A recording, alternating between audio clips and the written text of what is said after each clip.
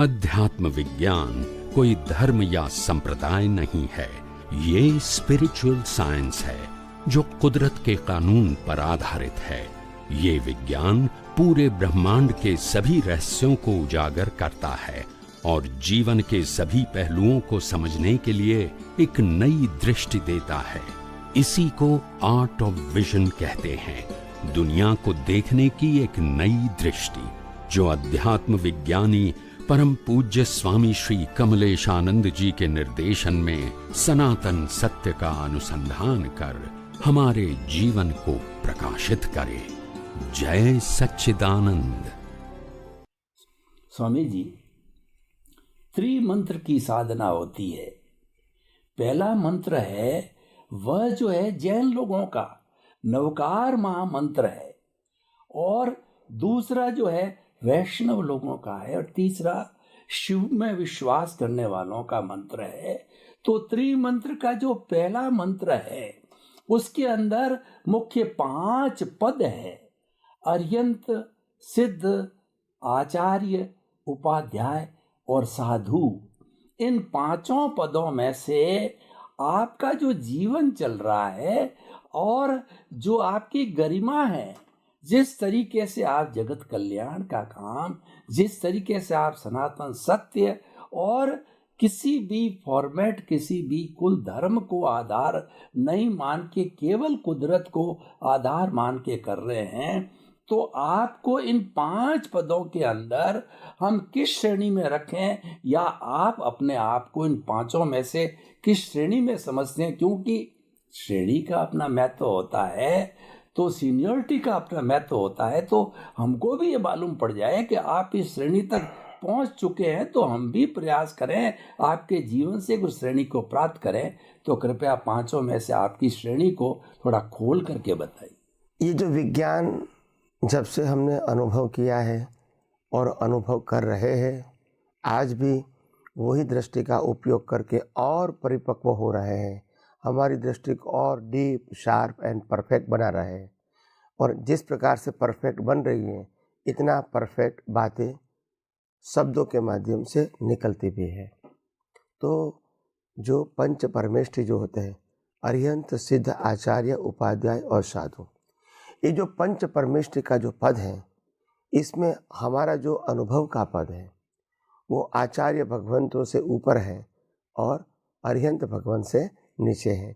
ये हमारा पद है, क्योंकि अनुभव का मतलब होता है जब खुद ने जो विज्ञान का अनुभव किया है और दूसरों को बांटते हैं, तो बाकी जो परंपरा होती है साधु, उपाध्याय, आचार्य की, वो शास्त्रों के ऊपर आधारित होती है, तो वो अपने आप फॉर्मेट हो जाती है। और इसीलिए कई सारे फॉर्मेटों को उनको फॉलो भी करना पड़ता है, मानना भी करता है और मनवाना भी पड़ता है।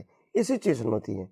हालांकि हमारी सिचुएशन ऐसी है, हम साधु, उपाध्याय और आचार्य से ऊपर है, न हम खुद कोई फॉर्मेलिटी को फॉलो करते हैं और न किसी को कहते हैं कि आप फॉलो करो, क्योंकि आध्यात्म विज्ञान के अंदर मन, वचन, काया वो कुदरती रचना है।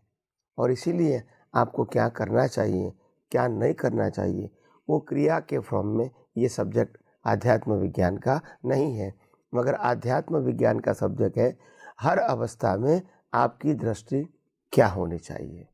और इसीलिए जब आध्यात्म विज्ञान की बात आएगी तो उसमें इम्पोर्टेंट बात है आर्ट ऑफ विजन। ये आर्ट ऑफ विजन जो है वो ऐसा विजन कि संसार की हर अवस्था में, हर परिस्थिति में हम ये संसार के साथ होते हुए भी और संसार में रहते हुए भी हम अपने मन, वचन, काया से 100% अलिप्त रहते हैं। और इसीलिए जब अलिप्त रहेंगे तो मन, वचन, काया की कोई भी इफेक्ट की भुगतान हमको नहीं होगी। और दूसरी बात, जब मन, वचन, काया से मुक्त रहने का जो अनुभव है, इसको ही कहते हैं कि देहाध्यास का अंत लाना। आज आध्यात्म मार्ग में सबसे बड़ी वीकनेस ये है, देहाध्यास टूटता नहीं है। मैं शरीर हूँ, मैं विचार करने वाला हूँ, मैं बोलने वाला हूँ, मैं क्रिया करने वाला हूँ, सत्ता, संपत्ति, संबंध और साधन को प्राप्त करने वाला हूँ, मैं अपने जीवन में कर्मों की भुगतान करने वाला हूँ। यही तो देहाध्यास है। और दूसरा देहाध्यास, सामने वाला व्यक्ति भी जो बोलता है, जो सोचता है, जो करता है, वो करता है, ये भी हमारे दृष्टि का देहाध्यास है। तो देहाध्यास का मतलब होता है मन वचन काया से जो कुछ भी होता है वो मैं करता हूँ या तो सामने वाला करता है, और उसी से राग द्वेष बनते हैं, उसी से कर्म बनते हैं, और उसी से जन्म मरण का चक्कर चालू रहता है। तो ये आध्यात्म विज्ञान के अंदर ये हमारा मन वचन काया या दुनिया के कोई भी व्यक्ति के मन वचन काया को सिर्फ कुदरती रचना देखना है। और ये कुदरती रचना देखोगे तो फिर कर्म बंध का प्रश्न नहीं है, मगर ये अनुभव की बात है, ये शास्त्रों की बात और फॉर्मेट की बात नहीं है। तो साधु, उपाध्याय, आचार्य, ये 3 पद है, वो शास्त्रों के ऊपर आधारित है, और जब अनुभव आता है तो अपने आप ऊपर चला जाता है। अगर कोई साधु को भी अनुभव होगा तो वो आचार्य से ऊपर चला जाएगा, अगर कोई उपाध्याय को अनुभव होगा आचार्य से ऊपर चला जाएगा, और कोई आचार्य को अनुभव होगा तो भी वो आचार्य पद से ऊपर चला जाएगा। क्योंकि अनुभव पद है वो अपना आचार्य, उपाध्याय, साधु का जो थियोरेटिकल पद है सीनियरिटी का, वो वहाँ नहीं रहेगा। अनुभव मतलब आउट ऑफ प्रोसेस आप आ गए अभी। तो ये आउट ऑफ प्रोसेस तब आओगे जब आप अज्ञान नाश करके विज्ञान का अनुभव करके आप मन वचन काया से जब मुक्त रहोगे, तो आपके लिए मन वचन काया उनकी अवस्था कोई पुरुषार्थ का मायना नहीं रखेंगी, और आपका जो ज्ञान दर्शन का जो उपयोग है वो ही आपका पुरुषार्थ रहेगा।